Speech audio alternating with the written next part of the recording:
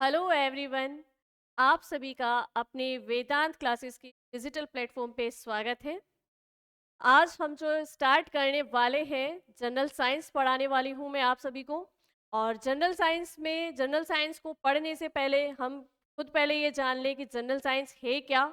और हम अगर बात करें एग्ज़ाम के पॉइंट ऑफ व्यू से कि भाई आप स्टेट का एग्ज़ाम दे रहे हैं या आप सेंटर का एग्ज़ाम दे रहे हैं, आप चाहे स्टेट का एग्ज़ाम दो या सेंटर के एग्ज़ाम दो, कहीं ना कहीं पे जनरल साइंस का रोल तो है। और जनरल साइंस को पढ़ने से पहले हम बेसिकली यही देखेंगे कि जनरल साइंस होती क्या है। भाई विज्ञान कहेंगे किसको, पहले हम विज्ञान के बारे में इंट्रो लेंगे और उसके बाद धीरे धीरे हम देखेंगे कि जनरल साइंस में हमें पढ़ना क्या है। तो सबसे पहले मैं बात करूं कि विज्ञान विज्ञान किसे कहते हैं, साइंस क्या होता है। तो आप सब ही पढ़ के आए हो, छोटी क्लासेस से सबने पढ़ा है कि भाई विज्ञान किसे कहेंगे। तो सबको पता है कि हमारे चारों ओर जो है जितनी भी प्राकृतिक घटनाएं भी हो रही है, वो घटनाएं कैसे घट पा रही है, उनके पीछे का कारण क्या है, ये सारी चीजें जो हो रही है वो सब ही क्या है, वो सब है विज्ञान। तो सबसे पहले हम स्टार्ट करेंगे जनरल साइंस में यही देखना कि विज्ञान किसे कहते हैं। अगर विज्ञान की बात की जाए तो भाई बेसिकली विज्ञान कहा किसे जाता है। विज्ञान शब्द की अगर मैं बात करूं तो विज्ञान शब्द जो है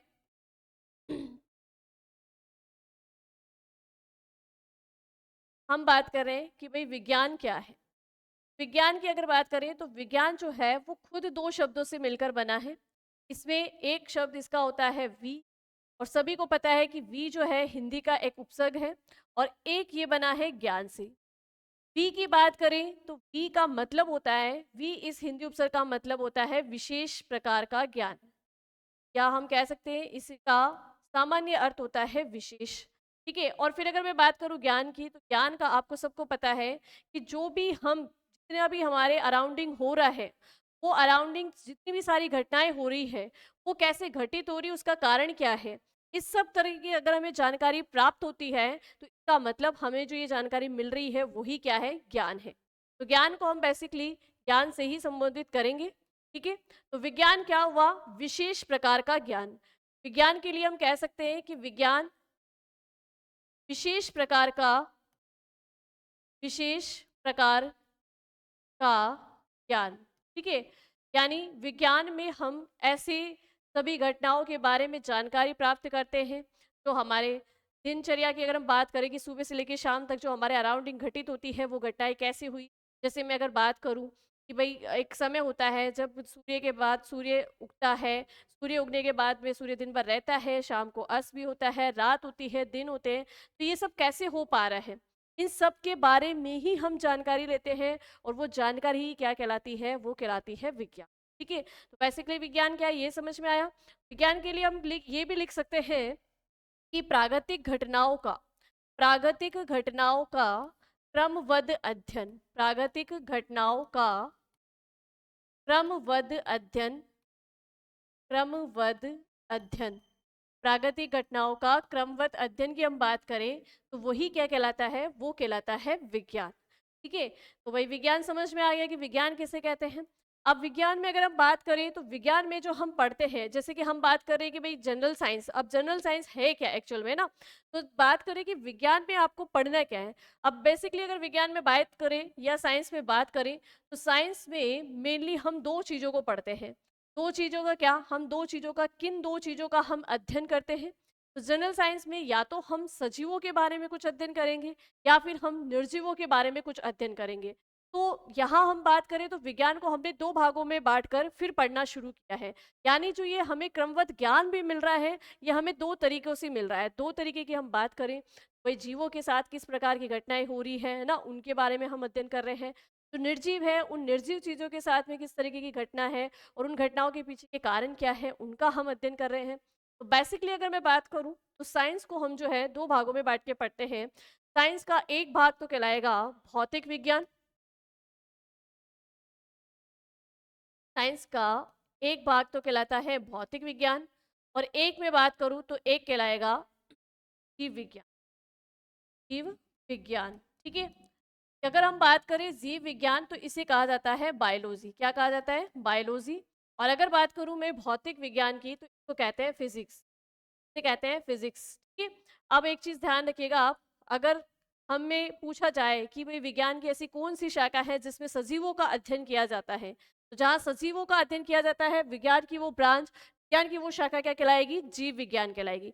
तो भाई जीव विज्ञान में हम किसके बारे में पढ़ेंगे, किसका अध्ययन करेंगे? हम अध्ययन करेंगे यहाँ पे सजीवों, सजीवों का अध्ययन।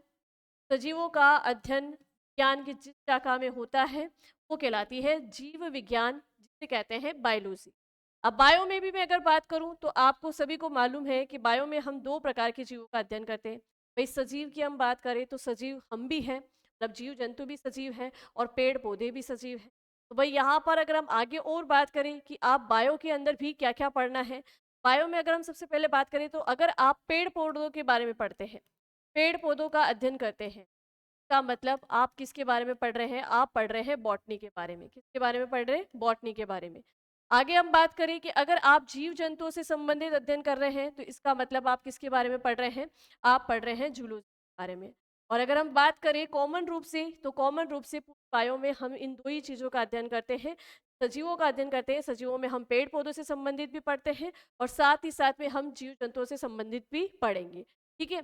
फिर इधर अगर बात करें भौतिक विज्ञान की, तो भौतिक विज्ञान में आप ध्यान रखना कि जो भी भौतिक वस्तुएं हैं, जितनी भी भौतिक वस्तुएं हैं, वो भौतिक वस्तुएं इस पूरे भौतिक जगत में किस प्रकार से कार्य कर रही है, अपना अस्तित्व कैसे रख पा रही है, उन सब का हम अध्ययन करेंगे। जैसे मैं आपको एक बात करूं कि हम अगर अब बात करें हमारी ह्यूमन बॉडी की, तो हमारी ह्यूमन बॉडी में आप देखो कि बाहर से अगर देखे जाए तो हमारी ह्यूमन बॉडी का कोई ना कोई साइज है, कोई ना कोई आकार है। और इसके इंटरनल की बात करें तो इंटरनल का मैकेनिज्म तो इतना जबरदस्त है कि आप सोच भी नहीं सकते कि हमारे शरीर के अंदर इतनी छोटी छोटी चीजें और वो कैसे काम कर पाती है। इंटरनल मैकेनिज्म की मैं बात करूं तो हमारे शरीर के अंदर जो है विभिन्न प्रकार के तंत्र होते हैं, विभिन्न प्रकार के सिस्टम होते हैं। और आप सभी ने बेसिकली छोटी क्लासेस में तो ये सब पढ़ाई होगा। जैसे आप पढ़ के आ चुके होंगे कि भाई पाचन तंत्र क्या है, कहाँ कार्य करता है, श्वसन तंत्र क्या है, इन सब के बारे में आपने पढ़ाई होगा। ठीक है। अब अगर हम जैसे पाचन तंत्र की बात करें तो वहां पर कुछ एंजाइम्स का उपयोग किया जाता है, कुछ जो है अम्ल का उपयोग किया जाता है। आगे और मैं अगर बात करूं जैसे श्वसन तंत्र की हम बात करें तो यहाँ पर गैसों के आदान प्रदान की बात होती है। मतलब अंदर जो है इतना सब कुछ चल रहा है।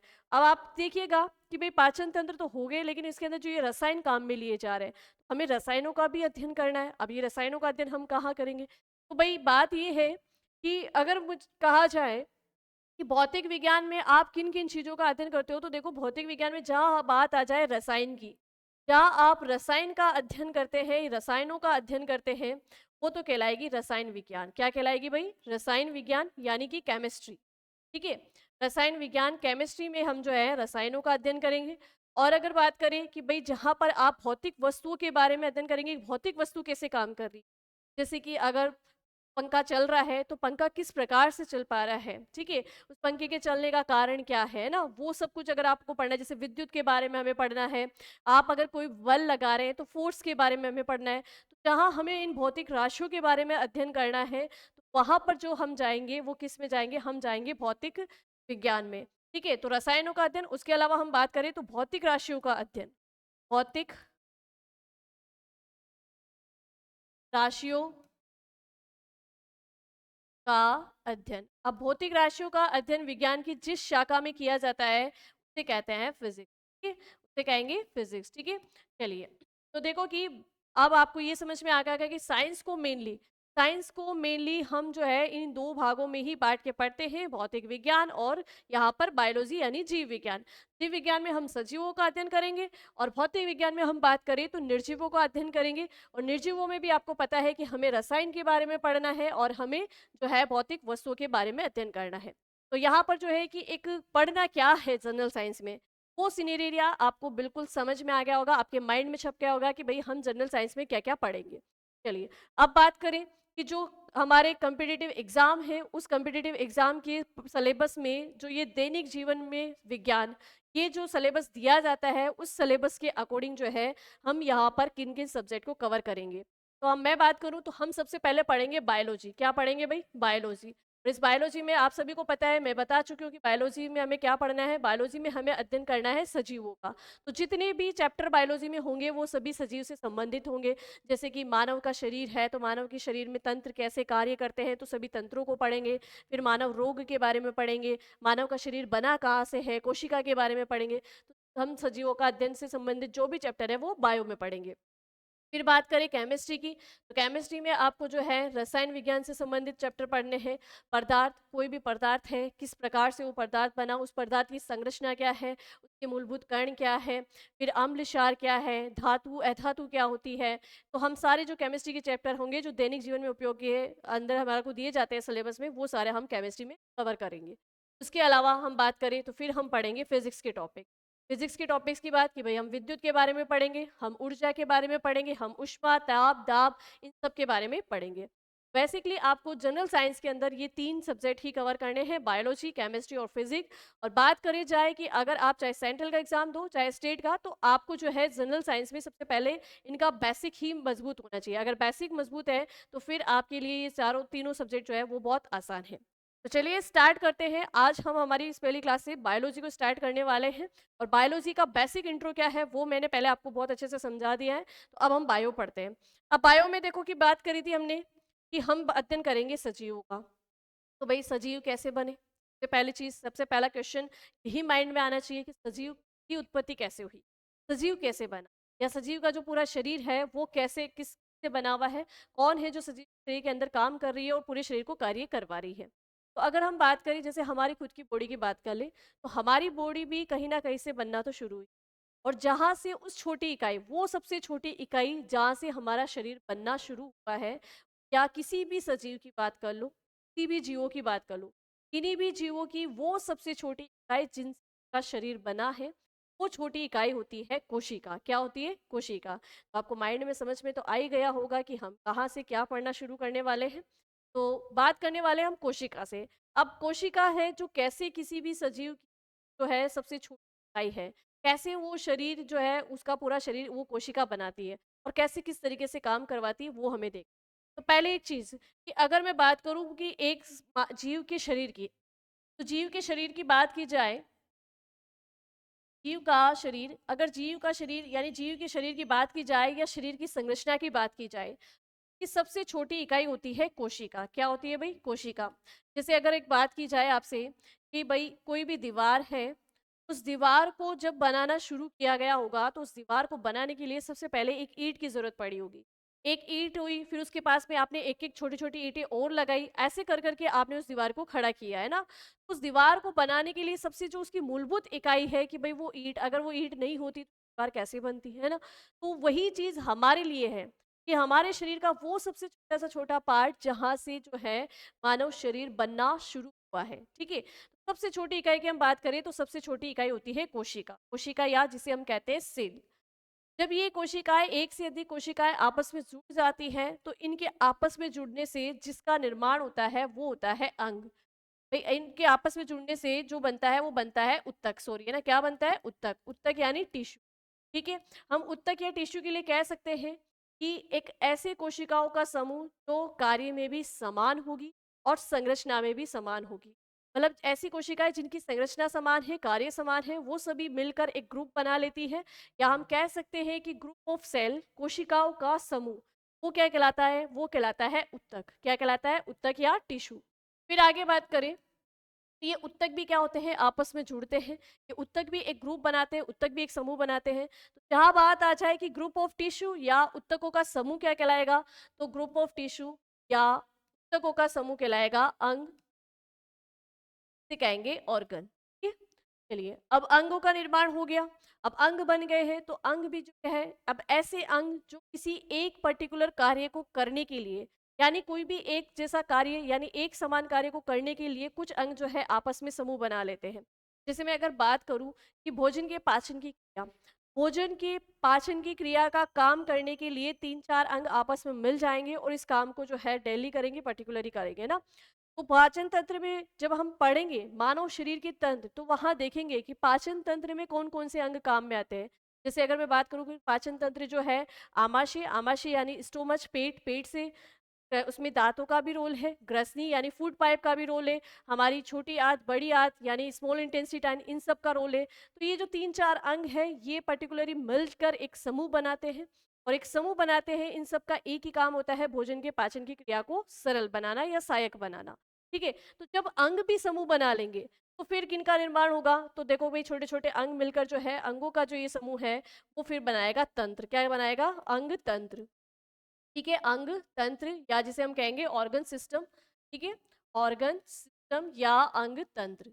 और जब ये सिस्टम बन जाएंगे, यानी ये अंग तंत्र बन जाएंगे, तो ये तंत्र भी आपस में जुड़ जाते हैं, और ये तंत्र आपस में जुड़कर जो है एक पूरी बॉडी यानी एक पूरे शरीर का निर्माण करते हैं। तंत्रों का समूह क्या कहलाएगा? तंत्रों का समूह कहलाएगा शरीर या बॉडी। शरीर या किस तरीके से, अब आप देखो कि देखने में बहुत आसान लगता है। अगर फिजिकली तौर पे हम अपने आप को बाहर से देखें तो हमें ऐसा लगता है कि हमारा शरीर जो है बस ऐसे ही बना है। हमारा शरीर ऐसे ही नहीं बना है। का मैकेनिज्म आप खुद देखिए कि हमारी सबसे छोटी छोटी इकाई से ये बनना शुरू हुआ। तो शरीर की सबसे छोटी इकाई की बात चली है, तो शरीर की सबसे छोटी इकाई कौन सी है भाई? सबसे छोटी इकाई होती है कोशिका। जो है बायोलॉजी को हम जहाँ से पढ़ना शुरू करने वाले हैं, वो चैप्टर हमारा कौन सा होगा? कोशिका। कोशिका क्या है, क्यों महत्वपूर्ण है, ये तो आपको खुद को इस स्ट्रक्चर को देख के समझ में आ गया होगा कि अगर कोशिका नहीं होती तो उत्तक नहीं बनते, उत्तक नहीं होते तो अंग नहीं बनते, अंग नहीं होते तो अंग तंत्र नहीं बनते, और अंग तंत्र नहीं होता तो फिर बॉडी या शरीर का निर्माण नहीं होता। यानी किसी भी जीव के शरीर की संरचना के लिए सबसे ज्यादा इंपॉर्टेंट जो है वो क्या है? कोशिका या सेल। तो यहाँ तक आपको समझ में आ गया होगा। चलिए, अब देखिएगा कि जो अभी तक हमने थोड़ा सा ये इंट्रो के लिए देखा है उसको हम थोड़ा पढ़ लेते हैं, फिर हम कोशिका को स्टार्ट करेंगे। ठीक है, देखो, जीव विज्ञान हमने स्टार्ट की है, बायोलॉजी हमने स्टार्ट की है। ये विज्ञान की वे शाखा है के अंतर्गत जीवधारियों का अध्ययन किया जाता है। जीव विज्ञान शब्द का प्रयोग सर्वप्रथम लेमार्क तथा ट्रेविनेरस नामक वैज्ञानिक ने 1801 ईस्वी में किया था। इसकी दो शाखाएं हैं, एक वनस्पति विज्ञान और एक जंतु विज्ञान। और ये हमने पहले ही देख लिया है, जो मैंने आपको इंट्रो दिया उसी में मैंने बता दिया कि जंतु विज्ञान में हम जीवों का अध्ययन करेंगे और वनस्पति विज्ञान में हम पेड़ पौधों का अध्ययन करेंगे। थियोफ्रेस्टिस, थियोफ्रेस्टिस कौन है? वनस्पति विज्ञान का जनक यानी फादर ऑफ बॉटनी पूछ लिया जाए, फादर ऑफ बॉटनी कहलाते हैं थियोफ्रेस्टिस, है ना भाई। पेड़ पौधों के लिए अध्ययन, पेड़ पौधों पर अध्ययन सर्वप्रथम किसने किया था? थियोफ्रेस्टिस ने। इसीलिए इनको जो है पादप विज्ञान का जनक कहा जाता है, फादर ऑफ बॉटनी कहा जाता है। ऐसे ही सेम क्वेश्चन, जीव विज्ञान का अध्ययन, जीवों पे अध्ययन सर्वप्रथम किसने किया था? तो जीवों पे सर्वप्रथम अध्ययन किया था अरस्तु ने। इसलिए जीव विज्ञान का जो है फादर या जीव विज्ञान का जनक जो है वो किसको माना जाएगा? अरस्तु को माना जाएगा। ठीक है, तो यहाँ से भी क्वेश्चन पुटअप बनते हैं, तो ये छोटी छोटी जानकारी भी आपको होना बहुत जरूरी है। देखिएगा, अरस्तु को जीव विज्ञान का जनक यानी फादर ऑफ बायोलॉजी भी कहा जाता है। ठीक है, अब देखो कि जब अपन ने स्टार्टिंग में पढ़ा तो हमने कहा कि बायो के अंदर हम दो चीजें पढ़ेंगे। बायो में अगर हम बात करें तो इसको पार्ट में डिवाइड किया गया है। एक होती है बॉटनी। तो बॉटनी की भाई फादर ऑफ बॉटनी पूछे या वनस्पति विज्ञान के जनक पूछे तो आपको आंसर देना है थियोफ्रेस्टिस। क्या देना है? थियोफ्रेस्टिस। लेकिन अगर आपसे पूछे कि जूलॉजी, जिसके अंदर हम जंतुओं के बारे में पढ़ते हैं, तो father of zoology, father of zoology या जंतु विज्ञान के जनक, तो जंतु विज्ञान के जनक भी कौन होंगे? अरस्तु। यानी अरस्तु ने ही सबसे पहले जीव विज्ञान पर अध्ययन करना शुरू किया। और जब उन्होंने जीव विज्ञान का अध्ययन करना शुरू किया तो सबसे पहले उन्होंने जीवों पे ही अध्ययन किया, जीव जंतुओं पे अध्ययन किया। इसीलिए जूलॉजी का भी जनक किसे माना जाता है? अरस्तु। और उसके बाद में धीरे धीरे इनके साथ में जो है थियोफ्रेस्टिस नामक वैज्ञानिक भी जुड़ गए, जिन्होंने जो है किसका अध्ययन किया? पेड़ पौधों पे अध्ययन किया। वनस्पति विज्ञान का जनक जो है वो किसे माना जाएगा? थियोफ्रेस्टिस को माना जाएगा। तो ये छोटे क्वेश्चन है, ये आपको बिल्कुल याद रखने जैसी चीज। चलिए, नेक्स्ट देखिएगा, गेलेन नामक एक वैज्ञानिक थे, इन्होंने प्रयोगात्मक कार्यकी का पिता कहा जाता है। मतलब कि जीव विज्ञान को प्रयोगात्मक रूप, अब जीव विज्ञान का अध्ययन थ्योरेटिकल तो जैसे अरस्तु और इन्होंने कर लिया था, लेकिन उनके उसमें प्रयोगात्मक रूप से अगर किसी ने अध्ययन किया तो वो थे वैज्ञानिक गैलेन। ठीक है, तो प्रयोगात्मक कार्यकी की बात आ जाए तो प्रयोगात्मक कार्यकी का पिता कौन है? गैलेन है, फादर ऑफ एक्सपेरिमेंट फिजियोलॉजी। चलिए, अब नेक्स्ट बात करते हैं कि भाई यहाँ तक हो गया। अब कोशिका विज्ञान क्या है? देखो कि अब अपन जो नेक्स्ट बढ़ने वाले हैं वो पढ़ने वाले हैं कोशिका के बारे में।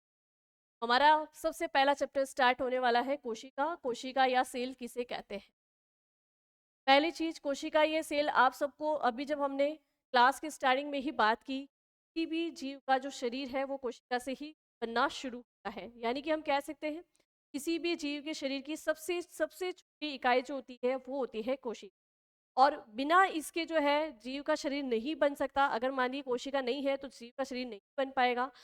हम कह सकते हैं कि के शरीर की फंडामेंटल यानी कि उसकी आधारभूत इकाई की भी हम बात करें तो वो आधारभूत इकाई भी कौन सी है? कोशिका है। और पूरे जीव का शरीर इसी से बना है तो उसकी संरचना ही इसी से है। तो हम ये भी कह सकते हैं कि जीव संरचनात्मक यानी स्ट्रक्चरल यूनिट भी कौन सी है? वो है कोशिका। देखो कोशिका के लिए तो इतना सब कुछ हमने देख लिया भाई, कोशिका क्यों क्या है और क्यों जरूरी है ये सब कुछ। सबसे पहली चीज कि भाई कोशिका का अध्ययन कहाँ किया जाता है? कोशिका का अध्ययन विज्ञान की जिस शाखा में किया जाता है उसे कहते हैं कोशिका विज्ञान। क्या कहते हैं भाई? कोशिका विज्ञान। सबसे पहली चीज कोशिका विज्ञान क्या है? जिसमें कोशिका का अध्ययन किया जाता है। इसे सेल बायोलॉजी से सेल बायोलॉजी या इसी को साइटोलॉजी भी कहा जाता है। सेल बायोलॉजी या इसी को क्या कहा जाता है? साइटोलॉजी। तो कोशिका विज्ञान में हम क्या करते हैं? कोशिका विज्ञान की अगर हम बात करें तो कोशिका विज्ञान में कोशिका का कोशिका की संरचना कोशिका की संरचना का अध्ययन कोशिका की संरचना का अध्ययन विज्ञान की जिस शाखा में किया जाता है वो क्या कहलाती है? वो कहलाती है कोशिका विज्ञान यानी बायोलॉजी यानी कि साइटोलॉजी। चलिए अब बात करते हैं कि कोशिका को सबसे पहले खोजा किसने? सबसे पहले सर्वप्रथम कोशिका के बारे में किसने खोज की? तो देखो आप सभी को याद आ गया होगा, जैसे ही मैंने ये क्वेश्चन बोला आप सभी के दिमाग में आ गया होगा रॉबर्ट ब्राउन। भाई रॉबर्ट ब्राउन कौन है? रॉबर्ट ब्राउन वो पहले वैज्ञानिक है जिन्होंने सन 1665 यानी कि 1665 में सबसे पहले कोशिका की खोज की। तो कोशिका की खोज करने का श्रेय किसको जाता है भाई? रॉबर्ट हुक को जाता है। ठीक है, सॉरी यहाँ पे ये रॉबर्ट ब्राउन ने तो कैंडर की खोज की है। तो रॉबर्ट हुक जो है इन्होंने सर्वप्रथम जो है कोशिका की खोज की। अब रॉबर्ट हुक ने सर्वप्रथम कोशिका की खोज तो कर ली, लेकिन इन्होंने जो कोशिका खोजी थी वो किस प्रकार की निकली, और उससे भी पहले की कोशिका जो इन्होंने खोजी वो किस तरीके की दिखती थी, कैसे पता किया कि भाई यही कोशिका है? तो सर्वप्रथम कोशिका की खोज रॉबर्ट हुक के द्वारा की गई। अब सुनना इन्होंने कैसे किस प्रकार से कोशिका की खोज की, और जिस कोशिका की इन्होंने खोज की वो कोशिका किस प्रकार की थी। क्या वो कोशिकाएं जो है लिविंग सेल थी, जीवित कोशिका थी, या फिर वो डेथ सेल थी, मृत कोशिका थी? इन दोनों पे भी आपको थोड़ा सा ध्यान रखना है। तो जब रोबोट हॉक ने कोशिका की खोज की तो इन्होंने सबसे पहले कार्क की पतली छाल ली। कार्क की पतली छाल ली और उस कार्क की पतली छाल को जब इन्होंने इलेक्ट्रॉन सूक्ष्मदर्शी के द्वारा देखा, इन्होंने देखा कि उस छाल का जो स्ट्रक्चर है वो इंटरनल स्ट्रक्चर इस प्रकार का था। वो इंटरनल स्ट्रक्चर किस प्रकार का था वो हम पहले देखते हैं कि वो स्ट्रक्चर कुछ इस तरीके से दिख रहा था। तो यहाँ पर देखो कि अगर आप भी जब इसको देख रहे हैं तो आपको भी ऐसा लग रहा है कि ये छोटे छोटे बॉक्स बने हुए, क्या बने हुए भाई? छोटे छोटे बॉक्स बने हुए। ये बॉक्स दिखते किसके जैसे है? अगर इन बॉक्स की हम बात करें या इन छोटे कक्षों की हम बात करें, ये छोटे कक्ष जो है आप लोगों ने देखा होगा कि मधुमक्खी का जो छत्ता होता है वो भी लाइक इसी तरीके का दिखाई देता है। पहली चीज तो कि जब रॉबर्ट हुक ने इलेक्ट्रॉन सूक्ष्मदर्शी में कार्क की छाल, किसकी छाल? कार्क की छाल। जब इस कार्क की छाल को इन्होंने सूक्ष्मदर्शी की सहायता से देखा तो इनको कार्क की छाल कुछ इस तरीके की दिखाई दी। और इसमें जो ये छोटे छोटे ये जो बॉक्स बने हुए हैं इनको रॉबर्ट हुक ने क्या नाम दिया? इनको रॉबर्ट हुक ने नाम दिया कक्ष या कोश। क्या नाम दिया? कक्ष या कोश। ठीक है, अब कक्ष या कोश क्या होता है? वैसे हम बात करें भाई जो सेल शब्द होता है, सेल शब्द की हम बात करें तो ये सेल शब्द जो है लेटिन भाषा के सेलुला शब्द से बना है। किससे बना है? लेटिन भाषा के सेलुला शब्द से। और इस सेलुला शब्द का मतलब ही क्या होता है? छोटा कमरा। इस सेलुला शब्द का मतलब होता है छोटा कमरा। ठीक है, तो जब रॉबर्ट हुक ने इनको देखा कार्क की छाल में तो ये भी जो छोटे छोटे भाग थे ये इसी तरीके से दिखाई दे रहे थे, छोटे छोटे कक्ष के जैसे दिखाई दे रहे थे। तो उन्होंने इस कक्ष और कोश को ही क्या नाम दे दिया? सेल नाम दे दिया। इन्हीं को क्या नाम दिया? सेल नाम दिया या कोशिका नाम दिया। अब सुनिएगा, जब रोबोट हुक ने को देखा, इस स्ट्रक्चर को देखा, तो उनको सिर्फ ये बाहरी चीज, ये बाहरी बाउंड्री ही दिखाई दे रही थी, है ना। इसके अंदर क्या है वो कुछ भी दिखाई नहीं दे रहा था। कुछ भी इनको अंदर की भाई अंदर कौन सा द्रव भरा हुआ है या इस द्रव के अंदर क्या क्या है वो कुछ भी नहीं दिखाई दिया। सिर्फ ये इसका आउटर जो होता है, ये आउटर ये बाहरी परत जो है सिर्फ यही दिखाई दी। तो हम कह सकते हैं बेसिकली कि रॉबर्ट हुक ने जो है, आगे आप पढ़ोगे कि भाई कोशिका वृत्ति की खोज किसने की, तो कोशिका वृत्ति की खोज भी जो है किसने की है भाई? रॉबर्ट हुक ने ही की। कोशिका वृत्ति की खोज रॉबर्ट हुक ने कैसे की? क्योंकि जब उन्होंने सबसे पहले इस कोशिका की खोज की थी उनको सिर्फ ये बाहरी सेल ही दिखाई दे रही थी, मतलब ये बाहरी परत ही दिखाई दे रही थी। अंदर क्या है ये कुछ नहीं दिखाई दिया। इसलिए कोशिका भित्ति की खोज का श्रेय भी किसी को जाता है, रॉबर्ट हुक को ही जाता है। अब पहला पॉइंट कि भाई रॉबर्ट हुक ने जो है कोशिका की खोज की। कोशिका नाम वही इसको सेल कहेंगे, ये नाम भी रॉबर्ट हुक ने ही दिया और कोशिका की बाहरी परत का इन्होंने अध्ययन किया। आगे बात करें तो रॉबर्ट हुक ने जो इन कोशिकाओं को देखा, ये कोशिकाएं कैसी थी? ये कोशिकाएं थी मृत कोशिकाएं। ये कोशिकाएं कैसी थी भाई? मृत कोशिकाएं थी, यानी डेड सेल थी।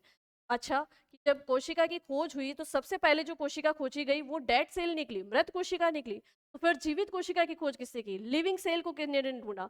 पहले तो ये चीज आपको अगर याद हो गई हो तो हम आगे बढ़ते हैं और आगे हम देखते हैं कि जीवित कोशिकाओं की खोज किससे की। रॉबर्ट हुक ने अपनी कोशिका खोज लेने के बाद में इन्होंने माइक्रोग्राफिया, ये बुक का नाम भी आपको याद रखना है कि रॉबर्ट हुक ने जब सर्वप्रथम कोशिका की खोज की तो अपनी किस बुक में है जो है इस कोशिका के अध्ययन का विस्तार उन्होंने बताया। उनकी एक बुक है माइक्रोग्राफिया। माइक्रोग्राफिया बुक जो है रॉबर्ट हुक की ही है, जिसमें उन्होंने कोशिका के बारे में बताया है। ठीक है, चलिए। तो यहाँ पर रॉबर्ट हुक के द्वारा खोजी गई कोशिकाएं मृत कोशिकाएं निकली। फिर बात आता है कि अब जीवित कोशिकाओं की खोज किसने की? अब हम बात कर रहे हैं कि जीवित कोशिका। जीवित कोशिका की बात करें तो जीवित कोशिका या लिविंग सेल की हम बात करें, इनका अध्ययन किया था एंटोनी वॉन ल्यूवेनहोक ने। और कब किया? तो किया 1670 में, यानी कि 1674 में। 1674 में हम बात करें, एक वैज्ञानिक हुए Antony von Antony von Leeuwenhoek. Antony von Leeuwenhoek, ठीक है? इन्होंने ही सबसे पहले जीवित कोशिका की खोज। अब इन्होंने सबसे पहले जीवित कोशिका की खोज किस तरीके से की? इन्होंने मिट्टी का, गीली मिट्टी का, जो समुद्र के आसपास की जो मिट्टी होती है उस गीली मिट्टी का नमूना लिया और उसको सूक्ष्मदर्शी के नीचे रख के देखा। तो इन्होंने देखा कि उस मिट्टी के अंदर कुछ छोटे छोटे और जीव हैं और उन जीवों को इन्होंने नाम दिया जीवाणु। उन जीवों को इन्होंने क्या नाम दिया? जीवाणु, या जिसे हम कहते हैं बैक्टीरिया। यानी सबसे पहली खोजी गई जीवित कोशिका भी कौन सी है? जीवाणु या बैक्टीरिया। अब देखो यहाँ से आपको अपने क्वेश्चंस रेडी करते हुए चलना है। क्वेश्चंस कैसे रेडी करोगे? कि आपसे पूछा जाए कि जीवित कोशिका की खोज कब हुई, तो जीवित कोशिका की खोज हुई सन 1674 में।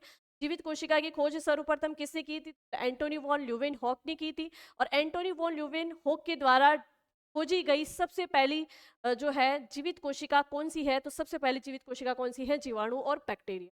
जब अब आगे जब हम मानव रोग पढ़ेंगे और जब वहां पर जीवाणु या बैक्टीरिया की चर्चा होगी तो मैं फिर से आपसे जरूर पूछूंगी कि जीवाणु और बैक्टीरिया की खोज किससे? आपको याद होना चाहिए एंटोनी वॉन ल्यूवेनहोक। तो जीवाणु और बैक्टीरिया के लिए हम एक चीज लिख लेंगे, सबसे पहली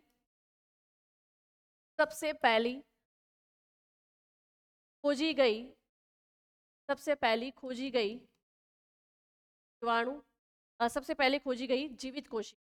ठीक है, चलिए। क्या एंटोनी वोन ल्यूवेनहोक ने सिर्फ जीवाणु कोशिका को देखकर ही कह दिया कि भाई ये जीवित कोशिका है? नहीं, इन्होंने आगे और अध्ययन किया और इन्होंने फिर दूसरी जीवित कोशिका ढूंढी, वो थी आरबीसी। आरबीसी के बाद में इन्होंने शुक्राणु यानी स्पर्म जीवित कोशिका को भी ढूंढ के निकाला। ठीक है, इस तरीके से जो अगर हम बात करें तो ये तीनों जीवित कोशिकाएं किसके द्वारा खोजी गई है? एंटोनी वॉन ल्यूवेनहोक के द्वारा खोजी कह रहे हैं यहाँ पे। अब देखिएगा कोशिका क्या है, कोशिका खोज ली गई है। उसके बाद में हम बात करें तो कोशिका सिद्धांत दिया गया। अब कोशिका सिद्धांत क्या कहता है? कोशिका सिद्धांत की हम बात करें तो आप सभी को अच्छे से याद होगा कि भाई स्लाइडन एंड स्वान दो वैज्ञानिकों ने मिलकर जो है कोशिका सिद्धांत दिया। सबसे पहले अगर हम कोशिका सिद्धांत की बात करें, आधुनिक कोशिका सिद्धांत की हम बात नहीं कर रहे, हम बात कर रहे हैं सर्वप्रथम कोशिका सिद्धांत की। सर्वप्रथम कोशिका सिद्धांत की बात की जाए तो कोशिका सिद्धांत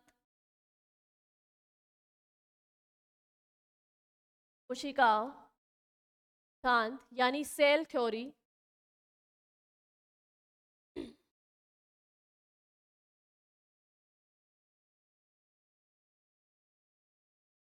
कोशिका सिद्धांत या सेल थ्योरी की बात करें तो आपको याद रखना है स्लाइडन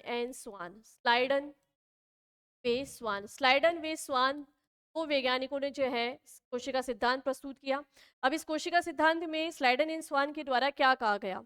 तो सबसे पहली चीज की स्लाइडन एंड स्वान ने माना कि किसी भी शरीर की, हम बात कर ले मानव शरीर की या जीवों के शरीर की, है ना, मानव शरीर की, चलो आप जीवों के शरीर की ही लिखो, क्योंकि फिर कंफ्यूज हो गए क्या मानव के शरीर की ही होती।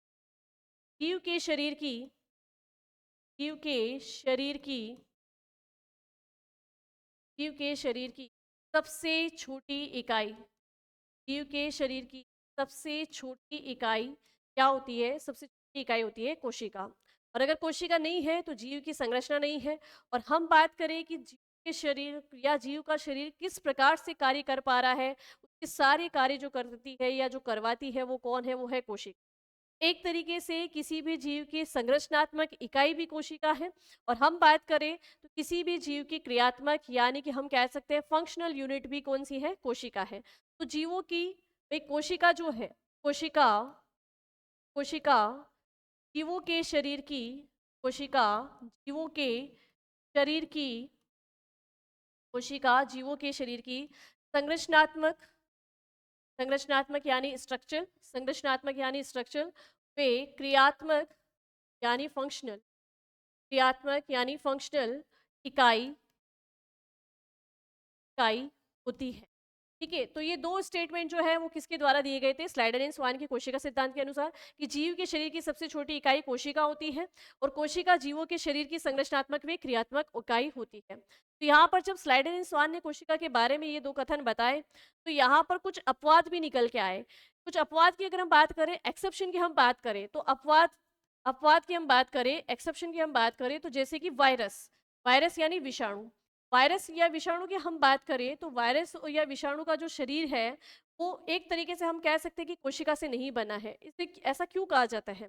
जब हम आगे मानव रोग वाला टॉपिक पढ़ेंगे तो वहाँ वायरस को मैं डिटेल से पढ़ाऊंगी। वैसे अगर हम बात करें तो वायरस सभी जानते होंगे कि ये वायरस या विषाणु ऐसे सूक्ष्म जीव है, भाई जीव तो है ये, माइक्रो जीव है, मतलब माइक्रो है, ये सूक्ष्म जीव है, लेकिन ये ऐसे जीव है जो जब किसी भी शरीर के बाहर रहते हैं तब ये ना तो अपने शरीर में वृद्धि करते हैं ना ही कोई क्रिया करते हैं। ठीक है, लेकिन जैसे ये किसी अन्य जीव के शरीर में प्रवेश करेंगे तो फिर अपनी वृद्धि भी करेंगे, अपनी डुप्लीकेट कॉपियां भी करेंगे और साथ ही साथ में क्रिया भी करेंगे। जैसे रिप्रोडक्शन वाली इनकी जो प्रक्रिया होती है वो किसी अन्य जीव के शरीर में प्रवेश करने के बाद ही शुरू होती है। ठीक है, इस कारण से इसको कोशिका का क्या माना गया है? कोशिका सिद्धांत का अपवाद माना गया है। तो आपको याद रखना है कि कोशिका सिद्धांत का अपवाद या एक्सेप्शन क्या होता है? वायरस या विषाणु। ठीक है, चलिए अब आगे हम बात करें तो आगे देखो स्लाइडन इन स्वान हो गया है, स्लाइडन इन स्वान द्वारा ये कोशिका सिद्धांत दे दिया गया। लेकिन बाद में एक आधुनिक कोशिका सिद्धांत और आया। और आधुनिक कोशिका सिद्धांत किसने दिया? आधुनिक कोशिका सिद्धांत की हम बात करें तो देखो कि आधुनिक कोशिका सिद्धांत, आधुनिक कोशिका सिद्धांत या मॉडर्न सेल थ्योरी, आधुनिक कोशिका सिद्धांत, आधुनिक कोशिका सिद्धांत या मॉडर्न सेल थ्योरी, इसकी अगर हम बात करें तो यहाँ पर आप ध्यान रखिएगा कि रुडोल्फ विर्चोव नामक वैज्ञानिक जो है उन्होंने आधुनिक कोशिका सिद्धांत दिया। विर्चोव रुडोल्फ विर्चोव नामक वैज्ञानिक ने आधुनिक कोशिका सिद्धांत दिया। और इन्होंने ये कहा कि भाई जो कोशिका सिद्धांत स्लाइडर एंड स्वान ने दिया था और उनके अकॉर्डिंग इन्होंने कहा कि भाई हाँ, प्रत्येक जीव जो है उसके शरीर का निर्माण किसी न किसी एक कोशिका के द्वारा हुआ है। फिर इन्होंने ये कहा कि जो कोशिकाएं हैं वो अपनी पूर्ववर्ती कोशिकाओं से ही बनती है, मतलब नई कोशिकाओं की जो उत्पत्ति है वो पुरानी कोशिकाओं के द्वारा ही होती है। तो नई कोशिकाओं की उत्पत्ति पुरानी कोशिकाओं से होती है, ये एक अलग ही कथन इन्होंने कोशिका सिद्धांत में ऐड कर दिया। और उसी के बाद से वो कोशिका सिद्धांत क्या कहलाने लग गया? आधुनिक कोशिका सिद्धांत। तो आपको ध्यान रखना है कि मॉडर्न सेल थ्योरी यानी आधुनिक कोशिका सिद्धांत किसने दिया है? आधुनिक कोशिका सिद्धांत दिया है रुडोल्फ विर्चोव ने। और इनके अकॉर्डिंग अगर हम बात करें तो इन्होंने एक स्टेटमेंट दिया, ओमनिस सेलुला, ओमनिस सेलुला ई सेलुला, ओमनिस सेलुला ई सेलुला, यानी इसका मतलब होता है, ये एक लैटिन भाषा का शब्द है और इसका मतलब होता है कि पूर्ववर्ती नई कोशिकाओं की उत्पत्ति पूर्ववर्ती कोशिकाओं से होती है। नई कोशिकाओं, नई कोशिकाओं की उत्पत्ति, नई कोशिकाओं की उत्पत्ति पूर्ववर्ती कोशिकाओं से, पूर्ववर्ती कोशिकाओं, पूर्ववर्ती कोशिकाओं से, भाई नई कोशिकाओं की उत्पत्ति पूर्ववर्ती कोशिकाओं से कैसे होगी? भाई ये कोशिकाएं लगातार विभाजित होती है और आप सभी ने पढ़ा है कोशिका विभाजन, ठीक है। कोशिका विभाजन में क्या होता है, कोशिकाएं विभाजित होती है और नई कोशिकाओं का निर्माण करती है। तो पुरानी कोशिकाएं जब विभाजित होती है तभी नई कोशिकाओं का निर्माण होता है। इसीलिए जो है रुडोल्फ विर्शोवर्स ने कहा कि ओमनी सेलुला ई सेलुला, है ना, ओमनी सेलुला ई सेलुला, ठीक है। चलिए, तो आपको कोशिका सिद्धांत क्या है, उसके अपवाद क्या है, किससे दिया वो हमने देखा। बाद में हमने देखा कि आधुनिक कोशिका सिद्धांत क्या होता है, और आधुनिक कोशिका सिद्धांत रुडोल्फ विर्चोव ने दिया। और आपको ये स्टेटमेंट जरूर याद रखना है, इस पे भी क्वेश्चंस पूछे जाते हैं कि ओमनी सेलुला ई सेलुला जो है किसके द्वारा दिया गया है, तो रुडोल्फ विर्चोव के द्वारा दिया गया है। चलिए, कि हमने बेसिकली ये सब कुछ जान लिया, कोशिका क्या है, जीवों के शरीर की संरचनात्मक क्रियात्मक इकाई है, सबसे छोटी इकाई है, कोशिका सिद्धांत क्या है, वो सब कुछ हमने देख लिया। अब देखते हैं कि कोशिका होती कितने प्रकार की है। भाई कोशिका के टाइप्स के बारे में देखेंगे ना। कोशिका के टाइप्स के बारे में अगर मैं बात करूं तो जैसे कि आप अभी हमने चर्चा की है कि किसी भी जीव का जो शरीर है वो कोशिका से बना है, तो भाई एक कोशिका से भी जीव का शरीर बन सकता है और एक से अधिक कोशिकाओं से भी जीव का शरीर बन सकता है, ठीक है। के आधार पर अगर हम बात करें तो कोशिका के प्रकार की जब बात आ रही है, कोशिका के प्रकार हम जो है दो भागों में बांट के पढ़ेंगे। टाइप्स ऑफ सेल या कोशिका के प्रकार की हम बात करें तो इनको हम जो है दो भागों में बांट के पढ़ सकते हैं। एक हम कि कोशिका की संख्या के आधार पे जीवों का शरीर कैसा होगा या जीव कितने प्रकार के होंगे।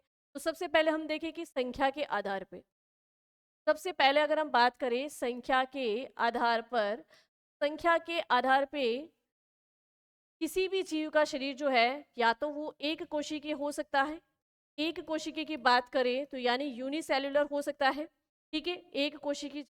और अगर बात करें कि एक से अधिक कोशिकाओं से मिलकर बना है यानी कि बहुकोशिकीय जीव, बहुकोशिकीय जीव की बात करें तो इसका मतलब मल्टी सेल्युलर, ठीक है, बहुकोशिकीय जीव, ठीक है।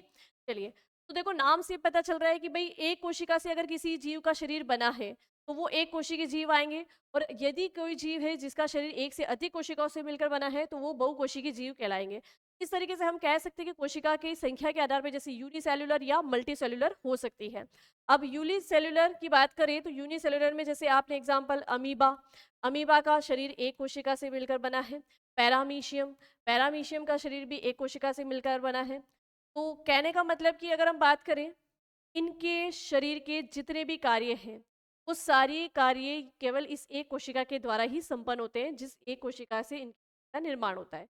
मतलब इनका पाचन तंत्र भी वो एक कोशिका ही है, इनका श्वसन तंत्र भी वो एक कोशिका ही है, ठीक है। तो यहाँ पर जो एक कोशिका से बने होते हैं के शरीर के सभी कार्य उस एक कोशिका के द्वारा ही संपन्न करवाए जाते हैं, ठीक है। आगे देखो बहुकोशिकीय जीव की बात करें, मल्टी सेल्युलर यानी बहुकोशिकीय जीव क्या होंगे, का शरीर एक से अधिक कोशिकाओं से मिलकर बना होता है। और अब एक से अधिक कोशिकाएं हैं तो इसका मतलब उनके अलग अलग प्रकार के कार्य करने के लिए अलग अलग प्रकार की कोशिकाएं हैं। तो अभी हम जब पढ़ेंगे ह्यूमन बॉडी को पढ़ेंगे तो हम देखेंगे कि हमारे शरीर के अंदर कितने सारे तंत्र हैं और सभी तंत्रों का काम अलग अलग है ना। तो यहाँ पर कोशिकाएं संख्या में अधिक है तो यहाँ पर कार्य भी अच्छे ढंग से करवाए जा सकते हैं, ठीक है। तो बहुकोशिकीय जीव यानी कि जिनका शरीर एक से अधिक कोशिका से मिलकर बना होता है, जैसे अगर हम बात करें पेड़ पौधे या मनुष्य, है ना, पेड़ पौधे, मानव, जंतु, सभी को जो है हम किस में रखेंगे, सभी को हम रखेंगे बहुकोशिकीय जीव। फिर आगे बात करें केंद्रक की उपस्थिति के आधार पे, केंद्रक की उपस्थिति के आधार पे जो है कोशिका दो प्रकार की होती है। केंद्रक की उपस्थिति के आधार पे कोशिका दो प्रकार की होती है, एक होती है प्रोकैरियोटिक और एक होती है यूकैरियोटिक। प्रोकैरियोटिक और एक होती है यूकैरियोटिक। प्रोकैरियोटिक क्या है, यूकैरियोटिक क्या है, इनके बारे में हम बाद में चर्चा करेंगे। पहले जो अभी तक हमने इतना पढ़ा है उसका हम एक बार थ्योरी देख लेते हैं, ठीक है। देखिए कोशिका चैप्टर, सबसे पहले कोशिका, कोशिका जीवधारियों की संरचनात्मक व क्रियात्मक इकाई है। ये अर्ध पारगम्य झिल्ली से ढकी रहती है। ये अर्ध पारगम्य झिल्ली क्या है, सेमी परमल मेम्ब्रेन क्या है, ये हम जब कोशिका के अंग पढ़ेंगे तो वहां देखेंगे। और इसमें स्वतः ही जनन की क्षमता होती है। भाई जनन की क्षमता होती है तभी तो कोशिकाएं विभाजित भी होती है। कोशिका शब्द का प्रयोग सर्वप्रथम रॉबर्ट हुक ने अपनी पुस्तक माइक्रोग्राफिया में 1665 ईस्वी में किया था। ये अभी हमने देख ही लिया था जब कोशिका के बारे में पढ़ा था, ठीक है। नेक्स्ट देखिएगा 1838 ईस्वी में वनस्पति शास्त्री स्लाइडन एंड जंतु वैज्ञानिक स्वान ने कोशिका सिद्धांत प्रस्तुत किया। उनके अकॉर्डिंग सबसे छोटी कोशिका माइकोप्लाज्मा, सबसे अच्छा उन्होंने मतलब यहाँ पर की भी कोशिका सिद्धांत किससे प्रस्तुत किया, तो स्लाइडर ने स्वान ने किया है। और दो लाइन कही थी इन्होंने कि कोई भी जो कोशिका है किसी भी जीव के शरीर की सबसे छोटी इकाई होती है, संरचनात्मक क्रियात्मक इकाई होती है। अब देखिएगा सबसे छोटी कोशिका कौन सी होती है, तो सबसे छोटी कोशिका होती है माइकोप्लाज्मा ग्लेसेप्टिकम, एक प्रकार की क्या है, जीवाणु कोशिका है। सबसे बड़ी कोशिका कौन सी होती है, तो सभी को पता है कि सबसे बड़ी कोशिका होती है शुतुरमुर्ग का अंडा। ठीक है। सबसे लंबी कोशिका कौन सी होती है, तो सबसे लंबी कोशिका होती है तंत्रिका कोशिका, जिसे कहते हैं न्यूरो। चलिए अब आगे देखते हैं। आगे देखिएगा, रचना के आधार पर कोशिकाएं दो तरह की होती है भाई, प्रोकैरियोटिक और यूकैरियोटिक। पहली चीज की प्रोकैरियोटिक कोशिका क्या है और यूकैरियोटिक कोशिका क्या है। प्रोकैरियोटिक की हम बात करें तो देखोगी जो ये प्रोकैरियोटिक शब्द है, इस प्रोकैरियोटिक शब्द भी जो है दो से मिलकर बना है। दो भाग इसके कौन कौन से, एक pro plus karyotic, pro plus कैरियोन, है ना, इन दो शब्दों से मिलकर ये बना है। प्रो का मतलब होता है आदिम, आदिम का मतलब होता है पुराना, पुराना कह दो या अपूर्ण कह दो या अस्पष्ट कह दो। प्रो का मतलब क्या होगा, आदिम हो सकता है, पुराना हो सकता है या फिर अस्पष्ट हो सकता है। ठीक है। कैरियन की बात करें तो कैरियन का मतलब होता है केंद्रक, कैरियन का मतलब क्या होता है, केंद्रक। तो अभी थोड़ी देर पहले जो मैंने आपको कहा कि कोशिका की अगर केंद्रक की उपस्थिति के आधार पर हम देखें तो कोशिका होती है दो प्रकार की, एक होती है प्रोकैरियोटिक और एक होती है यूकैरियोटिक। ठीक है। तो अब जिसमें आदिम प्रकार का केंद्रक होगा, आदिम प्रकार का यानी पुराना केंद्रक होगा, पुरानी चीजें आपको पता है कैसी होती है, अस्पष्ट होती है, इतनी फ्रेश नहीं होती है ना, या उसे हम अस्पष्ट कहेंगे। ऐसी कोशिका जिसका केंद्रक आदिम, पुराना या अस्पष्ट होगा, अपूर्ण होगा, वो कोशिका क्या कहलाएगी, वो कहलाएगी प्रोकैरियोटिक कोशिका। ठीक है। और इसके अपोजिट अगर मैं बात करूं यूकैरियोटिक, तो यूकैरियोटिक मतलब जब हम बात करें यूकैरियोटिक की, वो भी दो शब्दों से मिलकर बना है, यू प्लस कैरियोन, इससे मिला है यू प्लस कैरियोन। ठीक है। अब यू का मतलब होता है सुविकसित यानी वेल डेवलप, यू का मतलब होता है सुविकसित, सुविकसित यानी वेल डेवलप, यानी ऐसी कोशिका जिसमें एक सुविकसित केंद्रक उपस्थित होगा, वेल डेवलप यानी पूर्ण केंद्रक होगा, वो कोशिका क्या कहलाएगी, यूकैरियोटिक कोशिका कहलाएगी। तो प्रोकैरियोटिक कोशिका समझ में आ गई आपको। अब देखो कि प्रोकैरियोटिक कोशिका में अगर स्पष्ट केंद्रक नहीं है तो इसमें जो है कोशिका के स्पष्ट कोशिकांग भी नहीं पाए जाएंगे। ठीक है। तो हम देखते हैं कि प्रोकैरियोटिक और यूकैरियोटिक कोशिकाएं क्या क्या है। प्रोकैरियोटिक कोशिका जिसे असीम केंद्री, असीम केंद्री यानी जो स्पष्ट रूप से दिखाई नहीं देता है, असीम केंद्री कोशिका भी इसे कहते हैं। ये रचनात्मक रूप में विकसित होती है। इस प्रकार की कोशिकाएं जीवाणु तथा नीलहरी शैवालों में पाई जाती है। तो ये प्रोकैरियोटिक कोशिका के एग्जाम्पल है कि भाई जीवाणु तथा नीलहरी शैवालों में इस प्रकार की कोशिकाएं पाई जाती हैं। इसमें कोशिकांग अनुपस्थित होते हैं। कोशिका के जो भी कोशिकांग होते हैं लाइक माइटोकॉन्ड्रिया, गोल्गी काय, एंडोप्लाज्मिक रेटिकुलम वगैरह, ये सारे कोशिकांग जो है इसके अंदर क्या होते हैं, एब्सेंट होते हैं। ठीक है। एकमात्र कोशिकांग सिर्फ राइबोसोम पाया जाता है। राइबोसोम प्रोकैरियोटिक कोशिका में भी पाया जाएगा और यूकैरियोटिक कोशिका में भी पाया जाएगा। तो फिर दोनों में अंतर क्या है, दोनों में अंतर ये है कि अगर हम बात करें प्रोकैरियोटिक कोशिका की, तो प्रोकैरियोटिक कोशिका में 70 एस प्रकार के राइबोसोम पाए जाते हैं। कितने, 70 एस प्रकार के राइबोसोम पाए जाएंगे। और जबकि आगे हम बात करेंगे यूकैरियोटिक कोशिका की, पहली चीज की यूकैरियोटिक कोशिका को ससीम केंद्री, ससीम केंद्री का मतलब क्या होता है, जिसमें केंद्रक भी पाया जाता है पूर्ण रूप से और वेल डेवलप केंद्रक होगा, तो वो कोशिका कौन सी होगी, कैरेटिक कोशिका। यूकैरियोटिक कोशिका ये रचनात्मक आधार पर पूर्ण विकसित होती है भाई। अगर हम बात करें प्रोकैरियोटिक, वो तो अपूर्ण विकसित थी, लेकिन ये पूर्ण विकसित थी यानी वेल डेवलप है। इस प्रकार की कोशिका नीले हरे शैवालों को छोड़कर शेष शैवाल और उच्च कोटि के पौधों और जंतुओं में पाई जाती है। इसमें कोशिकांग उपस्थित, इस प्रकार की कोशिकाओं में केंद्रक तो प्रेजेंट है ही, केंद्रक के साथ साथ कोशिका के सभी अंग भी प्रेजेंट होते हैं, जैसे राइबोसोम हुआ, गोल्गी काय, अंत्यप्रदेश का, ये सारे अंग भी होते हैं। तो ऐसी कोशिकाएं जिसके शरीर में होती है वो कोशिका क्या कहलाएगी, यूकैरियोटिक कोशिका, और ऐसी जीव क्या कहलाएंगे, यूकैरियोटिक जीव कहलाएंगे। अब जैसे मैं बात करूं, उदाहरण दूं हमारे शरीर का, तो हमारे शरीर में प्रत्येक कोशिका के सभी अंग मौजूद होते हैं। जहाँ पर सारे अंग मौजूद है, केंद्रक मौजूद है, इसका मतलब ये कैसी कोशिका है, यूकैरियोटिक कोशिका है। ठीक है। चलिए अब देखो कि एक थोड़ा सा मेजर हम लोग जो है इसका डिफरेंस भी देख लेते हैं कि प्रोकैरियोटिक कोशिका और यूकैरियोटिक कोशिका में अंतर क्या होता है। तो देखो कि प्रोकैरियोटिक कोशिका और यूकैरियोटिक कोशिका का हम अंतर देखें, हम इसको डायग्राम के माध्यम से भी देखेंगे बाद में। पहले एक बार हम बेसिकली समझ लेते हैं कि भाई प्रोकैरियोटिक वे, यूकैरियोटिक, प्रोकैरियोटिक वे, यूकैरियोटिक कोशिका में अंतर, प्रोकैरियोटिक वे, यूकैरियोटिक कोशिका में अंतर।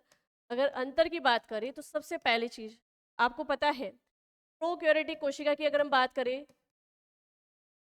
तो इसमें अल्प विकसित केंद्रक होता है। पहला डिफरेंस क्या है भाई कि इसमें अल्प विकसित या अपूर्ण केंद्रक होता है, अल्प विकसित या अपूर्ण केंद्रक होता है, ठीक है। अल्प विकसित या अपूर्ण केंद्रक होता है। इधर अगर हम बात करें यूकैरियोटिक की, यूकैरियोटिक की बात करें तो इसमें पूर्ण केंद्रक, पूर्ण केंद्रक, ठीक है, पूर्ण केंद्रक या सुविकसित केंद्रक हम बोल सकते हैं, सुविकसित केंद्रक होता है केंद्रक। अब जब ये सुविकसित केंद्रक है, इसका मतलब ये कोशिका भी कैसे कहलाएगी, ये कोशिका कहलाएगी पूर्ण कोशिका। ये कोशिका क्या कहलाएगी भाई, पूर्ण कोशिका कहलाएगी। और इस तरफ अगर हम बात करें, या तो केंद्रक होगा नहीं, और अगर केंद्रक होगा भी तो वो अस्पष्ट दिखाई देगा, यानी अपूर्ण केंद्रक होगा। तो इस तरीके की कोशिका को हम क्या कह सकते हैं, अपूर्ण कोशिका। क्या कहेंगे भाई, अपूर्ण कोशिका। आगे हम बात करें तो इसके अंदर या तो कोशिका के कोशिकांग होंगे ही नहीं, जैसे कोशिकांग की बात करें तो माइटोकॉन्ड्रिया, गोल्जिकाएं वगैरह, ये सभी कोशिकांग क्या होते हैं, अनुपस्थित होते हैं। इसमें सभी कोशिकांग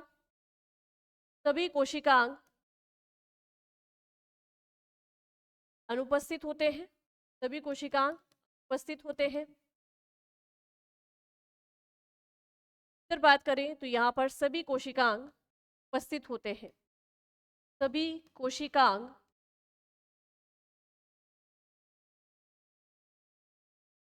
उपस्थित। अब अगर इधर बात की जाए भाई सभी कोशिकांग अनुपस्थित है, उधर सभी कोशिकांग उपस्थित है, लेकिन एक कोशिकांग उपस्थित होता है, वो होता है राइबोसोम। राइबोसोम की बात करें तो राइबोसोम यहाँ पर किस प्रकार के पाए जाएंगे, 70S प्रकार के राइबोसोम। और इधर बात करें तो इधर भी राइबोसोम प्रेजेंट रहेंगे, लेकिन यहाँ पर राइबोसोम जो है वो कैसे पाए जाएंगे, यहाँ पे राइबोसोम होंगे 80S प्रकार के। कौन से, 80S प्रकार के। अब ये 70S 80S, इसमें ये S का क्या मतलब है, जब हम कोशिका के विभिन्न कोशिकांग पढ़ेंगे, राइबोसोम के बारे में पढ़ेंगे, तो वहां पर जो मैं इस S के बारे में बताऊंगी, ये स्वेडवर्ग नियतांक होता है। अभी स्वेडवर्ग नियतांक कैसे काम करता है वो सब हम जो है राइबोसोम जब पढ़ेंगे तब पता करेंगे। तो यहाँ पर आपने बेसिकली प्रोकैरियोटिक कोशिका, यूकैरियोटिक कोशिका किसे कहते हैं, इनमें क्या क्या मेजर डिफरेंस है वो हमने देखा। चलो अब इसको हम जो है डायग्राम के माध्यम से भी एक बार चेक कर लेते हैं। देखिएगा कि ये जो डायग्राम आपको यहाँ दिखाए जा रहे हैं वो है प्रोकैरियोटिक और यूकैरियोटिक कोशिका की। प्रोकैरियोटिक कोशिका की मैं बात करूं तो जैसे जीवाणुओं में, नीलहरी शैवाल में ये प्रोकैरियोटिक कोशिकाएं पाई जाती है। तो यहाँ पर देखो कि सबसे पहली चीज कि अगर ये बात करें तो ये एक जो है जीवाणु कोशिका का ही आपको यहाँ पे सामने डायग्राम दिखाया गया है। अब इसमें देखो कि सेल वॉल यानी कोशिका भित्ति तो होती है, लेकिन सेल वॉल के अंदर जो ये लिक्विड होता है, ये कोशिका द्रव जो होता है, ये कोशिका द्रव भी अस्पष्ट रूप का होता है। जब कोशिका द्रव ही अस्पष्ट रूप से है तो इस कोशिका के अंग होने चाहिए, वो कोशिका के अंग नहीं होते हैं। दूसरी बात, यहाँ पर हम अगर बात करें केंद्रक, ये देखो केंद्रक जो है इस तरीके से अस्पष्ट रूप से दिखाया गया है।